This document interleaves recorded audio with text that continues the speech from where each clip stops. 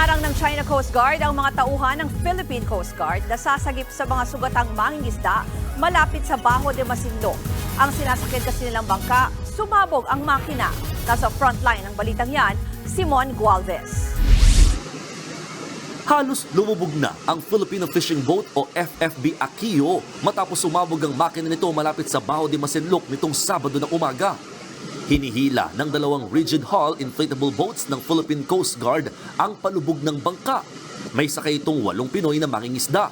2 sa kanila ang nalapnos ang balat dahil sa pagsabog. Nagtamo raw sila ng 2nd-degree burns. Ilang metro lamang ang layo mula sa palubog ng bangka, makikitang tila nagmamanman ang napakalaking barko ng China Coast Guard. Ayon sa PCG, sinubukan pa raw harangin ng CCG ang mga rumeresponding tauhan ng Pilipinas. Ito ay kahit sinabi nilang magre-rescue lamang sila ng mga mangingisda. Sa video na inilabas ng PCG, makikita ang 2 inflatable boats ng China malapit sa bangka. Merong China Coast Guard at isang PLA Navy na sumunod sa atin. Initially, nag-conduct ng dangerous maneuvers at hindi tayo pinapasok sa area. Pero after nang ito ay mapaliwanag natin sa kanila na ito ay isang rescue mission, eventually huminto sila at na-rescue natin yung mga kababayan natin. Ilang oras din daw ang inabot bago nasagip ang mga mangingisda. Nag-alok naman daw ng tulong ang CCG para i-rescue ang mga sakay ng bangka.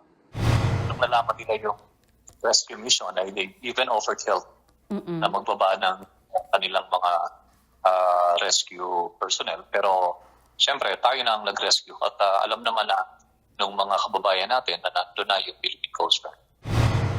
Nailipat naman sa BRP Sindangan ng PCG ang 2 sugatang mangingisda para malapatan ng first aid. Ligtas naman ng 6 na iba pang mangingisda. Ngayong umaga, inaasang makakarating ang nasirang bangka sa Subic, Zambales. Nagbabalita mula sa frontline, Mon Gualvez, News 5. Mga kapatid, Lucy Cruz Valdez po, maging maalam at may pakialam sa mga napapanahong balita sa bansa. Tumutok at mag-subscribe sa News 5 social media pages.